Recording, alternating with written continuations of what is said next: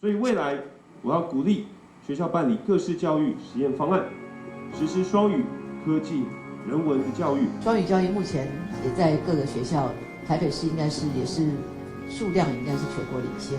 台北要走向一个国际化，那我们认为这是一个重点的项目。台北市选战三脚督拢提出教育政见，针对语言教育，嘛拢提出双语教学的想法，但是反过头来，台湾本土的母语呢？母语政策，我们就是依照教育部所颁的课纲，从中央到地方，在课纲里面都有。在母语的教育，其实都有既定的方向。三脚督对母语教学拢无提出专门政见，大方向拢要对中央课纲行，但是这敢真正有够？去。我有招班。你讲这个呢？我今仔日讲一段就好了。咱顶下讲到对。刘丁甲妈妈伫朋友因兜伊练等的台语，小姐要读倒一本册。因是踮伫咧台北市的母语家庭，妈妈苦家如讲，原体参刘丁、雷蒙两个囡仔讲台语，只是希望因会使甲外公外妈自然开讲。爱上班嘛，我无法度24小时照顾伊，是阮大家斗照顾。毋过阮大家伊无啥会晓讲台语，阮先生吧拢无啥会晓讲台语。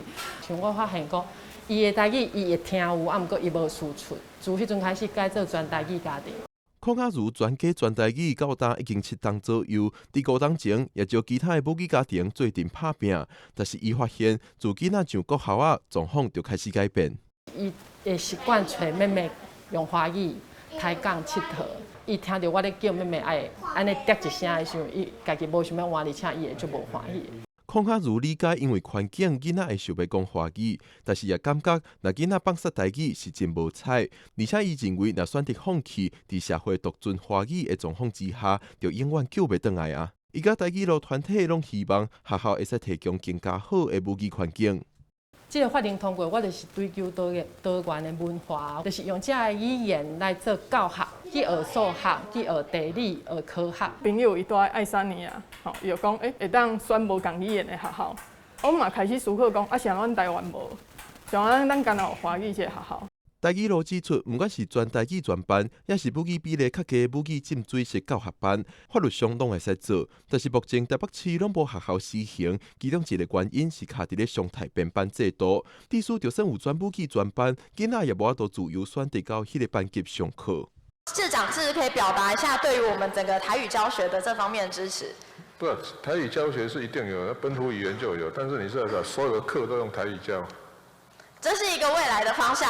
咱有要求，这教育局应该爱表达咱台北市有300-400个台语家庭的需求。因为讲伊去教育部开会的时阵，伊会讲啦。但是我表达我的争取的强度有强有中有弱嘛。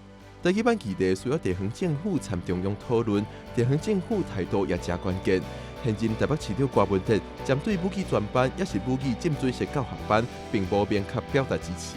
台语路表示，目前正在积极向各台北市长参选人联络，希望得到因的支持。记者郭文哲随社桂林台北采访报道。